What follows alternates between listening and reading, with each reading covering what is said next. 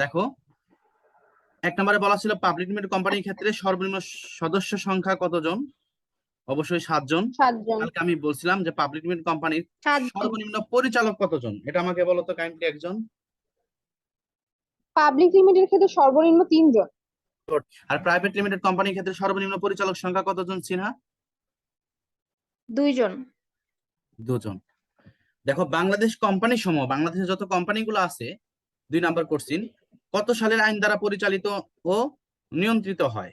তাহলে এটা কত হবে? 1994 সালের আইন দ্বারা। ঠিক আছে? 94। জি। এখন 5 নাম্বার এমসিকিউটা এবং 14 নাম্বার এমসিকিউ সব সেম। 5, 14 আর হইতেছে 8। অর্থাৎ দেখো, একটা এমসিকিউ গুলো আমার 3টা এমসিকিউ হয়ে যাবে। কোম্পানির গঠনতন্ত্র বলা হয় অবশ্যই স্মারকলিপি, কোম্পানির সনদ বলা হয় পরিমেলবদ্ধ, কারণ আমরা আগে পড়ছি যে স্মারকলিপির অপর নাম হচ্ছে পরিমেলবদ্ধ। আর একটা হচ্ছে কোম্পানির মূল সনদ, অবশ্যই স্মারকলিপি। তাহলে 3টা এমসিকিউ আমরা পেয়ে গেলাম। ঠিক আছে? এরপরে দেখো, একটা বহুপদী এমসিকিউ সলভ করব। 9 নাম্বার এমসিকিউ, একটি যৌথ মূলধনী কোম্পানি চিরন্তন অস্তিত্ব সম্পন্ন, নিবন্ধিত, সীমাহীন দায় বিশিষ্ট। হ্যাঁ, তাহলে কি হবে এখানে? অ্যান্সার গুলো একটু কাইন্ডলি দেখো। চিরন্তন অস্তিত্ব সম্পন্ন অবশ্যই এবং নিবন্ধিত। সীমাহীন দায় বিশিষ্ট কখনোই না। ঠিক আছে? এর দায় অবশ্যই কি? সসীম। হ্যাঁ, এরপর দেখো আমাদের 21 নাম্বার এমসিকিউটা, যে বিএসইসি এর পূর্ণ নাম কি? Bangladesh securities and exchange commission, অর্থাৎ বিএসইসি। বাংলাদেশের যত শেয়ার বিজনেস হয় তার সবগুলো নিয়ন্ত্রণ করে হচ্ছে Bangladesh security and exchange commission. কথাগুলো কি বুঝতে পারছো? এর আগে আমি একটা এমসিকিউ ধরছিলাম, ঋণ মূলধন যারা কোম্পানিতে বিনিয়োগ করে, মানে ঋণ যারা কোম্পানিতে দেয়, তারা কোম্পানি থেকে কি পায়?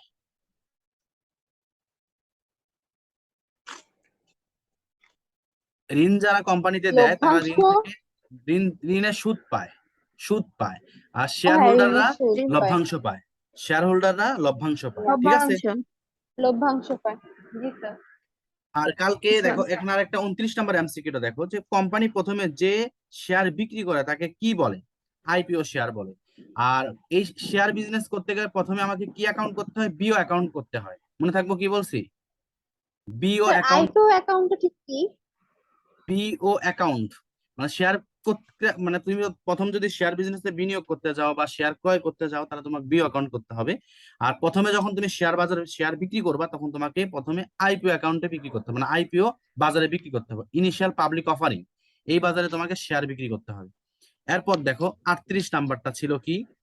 শেয়ার ইস্যুর ক্ষেত্রে সর্বোচ্চ বাট্টার হার কত?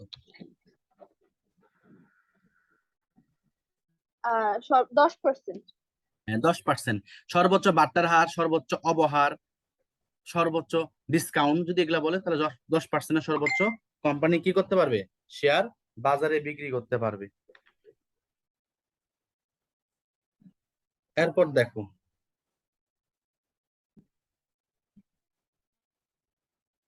সাধারণ 44 নাম্বার, সাধারণ শেয়ার মালিকদের লভ্যাংশের পরিমাণ নির্দিষ্ট, লিখিত, অনির্দিষ্ট, নিশ্চিত। অবশ্যই সাধারণ শেয়ার লভ্যাংশ অনির্দিষ্ট, কারণ তারা কত টাকা লভ্যাংশ পাবে এটা তারা নিজেরাও জানে না। ঠিক আছে?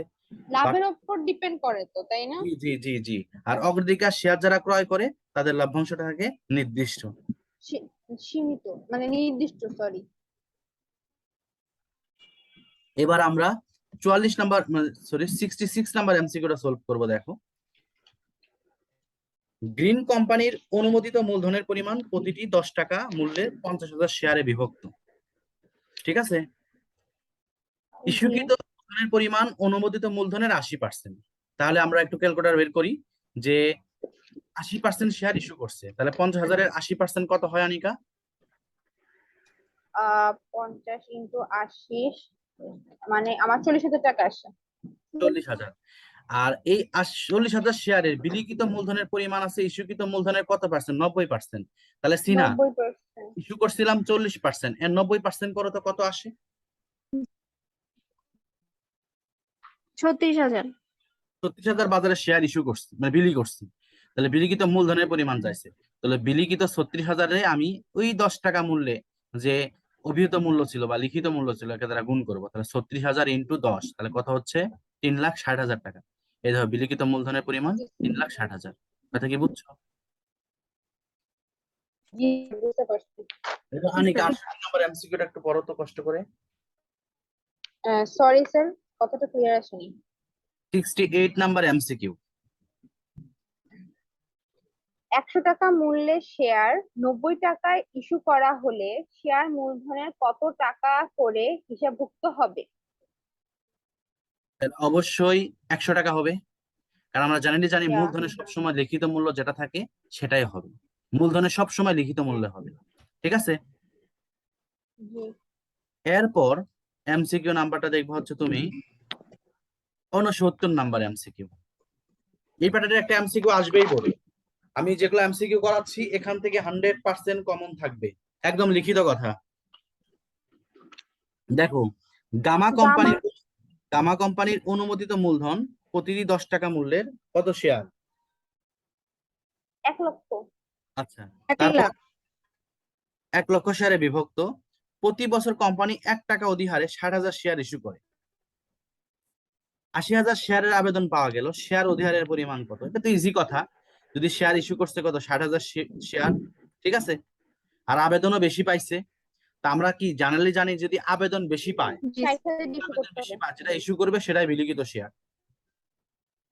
আবার মনে রাখো, আবেদন যদি বেশি পায় যা ইস্যু করব তাই বিলিখিত শেয়ার, বাট আবেদন যদি কম পায়, ঠিক আছে, ইস্যু যা করব সেটা বিলিখিত হবে না, জি স্যার। যেটা আবেদন করব তখন সেটা বিলিখিত হয়ে যাবে। তো দেখো, 60,000 শেয়ারে 1 টাকা দিয়ে গুণ করলে অধিহারের পরিমাণ কত হবে? 60,000 টাকা। সেটা কি বুঝছো? 60,000। জি হুম। স্যার। জি স্যার। জি স্যার। এরপরে আমাদের ইম্পর্টেন্ট এমসিকিউ আছে হচ্ছে 74 নাম্বারটা। দেখো, দিনাজপুর বোর্ড 21-এ আসছিল। শেয়ার অধিহার হলো, অধিহার একটা বড় একটা অ্যামাউন্ট, এই জন্য এটা মূলধন জাতীয় প্রাপ্তি। এটা তোমাদের রেওয়া মিলেও আসে। যদি ক নাম্বারে বলে মূলধন জাতীয় প্রাপ্তির পরিমাণ নির্ণয় করো, তাহলে শেয়ার অধিহার একটা মূলধন জাতীয় প্রাপ্তি হবে, ঠিক আছে। রাখছি। জি স্যার। অবশ্যই আনিকা এমসিকিউ গুলো টোকেন করে নিও। আর শেয়ার অবহার কোন ধরনের সম্পত্তি?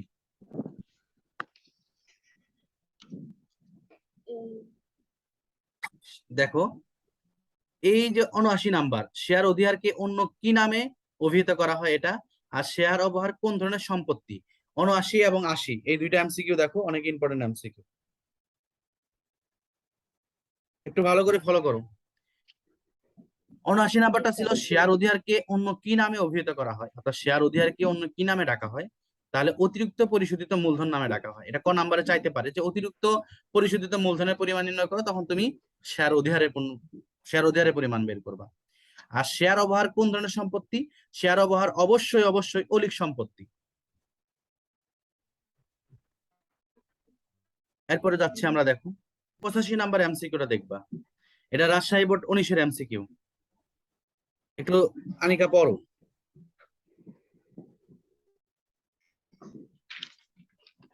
যমুনা কোম্পানি লিমিটেড প্রতিটি 10 টাকা মূল্যে 10,000 শেয়ার নিয়ে নিবন্ধিত হয়। কোম্পানিটি প্রতিটি শেয়ার 10% অধিহারে 8,000 শেয়ার ইস্যু করে। কোম্পানি 10,000 শেয়ারের আবেদন পেল।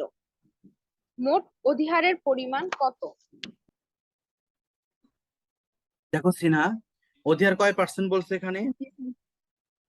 10%। 10% অধিহার। তো অধিহার যদি 10% হয়ে থাকে, তাহলে আমরা 10 টাকার 10% করলে কয় টাকা হয়? 1 টাকা। 1 টাকা। অধিহার কিন্তু 1 টাকা। ইস্যু করছি কত জি শেয়ার? স্যার। 8,000 শেয়ার। হ্যাঁ, জি স্যার। এবং আবেদন পাইছি বেশি। আমি একটা কথাই বলছি, বেশি। যদি আবেদন বেশি পাই, ইস্যু যা করবো তাই জি। বিলিখিত, জি স্যার। ঠিক আছে। আবার আবেদন জি যদি কম স্যার। পাই, হ্যাঁ, ইস্যু যদি বেশি করি কিন্তু আবেদন যা করব, আবেদন যেটা পাবো যা সেটাই হবে করবো। বিলিখিত। জি স্যার। এটা কি বুঝছো? জি স্যার। মোট অধিহারের পরিমাণ কত টাকা হবে? মোট অধিহার, তাহলে মোট অধিহার 1 টাকা গুণন 8,000, তাহলে কত হবে? 8,000। 8,000 টাকা। 8,000 টাকা। সিম্পল কথা। হ্যাঁ। এখন 85 নাম্বার এমসিকিউটা দেখো, অধিহারে অধিহারে শেয়ার ইস্যুর ফলে কোম্পানির আর্থিক অবস্থায় কি প্রভাব পড়বে? অধিহারে শেয়ার ইস্যুর ফলে বা ইস্যু করা হলে কোম্পানির আর্থিক অবস্থায় কি প্রভাব পড়বে? আমরা জেনারেলি জানি যে শেয়ার অধিহার একটা মূলধন জাতীয় প্রাপ্তি, আর একটা মূলধন জাতীয় প্রাপ্তি হওয়ার কারণে এটা মূলধন জাতীয় আয় বৃদ্ধি পাবে, যার কারণে কি হবে? অনুমোদিত মূলধন বৃদ্ধি পাবে? কখনোই না। বিলিখিত মূলধন হ্রাস পাবে? কখনোই না। মুনাফা জাতীয় আয় বৃদ্ধি পাবে? না। তাহলে অবশ্যই কি হবে? মূলধন জাতীয় আয় বৃদ্ধি পাবে। আনিকা, তুমি কি বুঝতে পারছো কথা? জি স্যার। ওকে, এরপর আমরা এমসিকিউ নাম্বার যাব হচ্ছে 96 আর 97। এই এমসিকিউটা শেষ করলে আশা করি এই অধ্যায় থেকে আর কোনো সমস্যা হওয়ার কথা না। সিনা, একটু 96 নাম্বারটা পড়া যাচ্ছে তোমার? দেখো তো, জি স্যার। পড়ো তো একটু। বুলু লিমিটেড প্রতিটি 8 টাকা মূল্যের 70,000 শেয়ার নিবন্ধিত হলো। কোম্পানি এর 70% শেয়ার 7% অধিহারে ইস্যু করে। কোম্পানি ইস্যুকৃত শেয়ার সংখ্যা কত? গুড। আনিকা, এটাকে আমাকে মানে বের করে দিতে পারবা তুমি চেষ্টা প্রশ্নটা? করবো। আচ্ছা, দেখো কি বলছে। 70,000 শেয়ার নিবন্ধিত হলো। কোম্পানির 70% শেয়ার 7% ওদের ইস্যু করে, এটা ইস্যুকৃত। তাহলে আমি ইস্যু করছি 70% শেয়ার, ইজি কথা। তো 70,000-এর 70% করবো, যত যেটা বের হবে এটা ইস্যুকৃত শেয়ার। তাহলে 70,000-এর 70% করো তো কত আসে? 49,000 স্যার। তাহলে ইস্যুকৃত শেয়ারের সংখ্যা 49,000। গুড। এখন বলছে কোম্পানি অতিরিক্ত পরিশোধিত মূলধন। আমি একটু আগে বলছি যে শেয়ার অধিহারের অপর নাম হচ্ছে অতিরিক্ত পরিশোধিত মূলধন।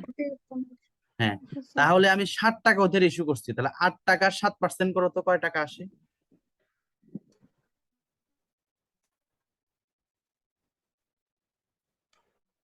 0.56।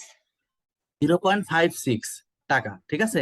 এখন ইস্যু করছিলাম কত শেয়ার? 49,000। 49,000। 49,000-এর ওই যে অধিহারের টাকাটা দিয়ে গুণ করো, যেটা বের হয়েছে।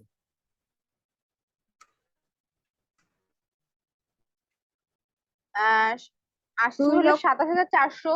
27,440। হ্যাঁ, 27,440। 27,440। গুড। তোমাদেরকে অনেক অনেক ধন্যবাদ। এই এমসিকিউ গুলা পড়লেই আশা করি এমসিকিউ সবগুলাই কমন পড়বে। এরপরে নেক্সট অধ্যায় করাবো আমরা হচ্ছে লিফো ফিফো, ঠিক আছে? জি স্যার।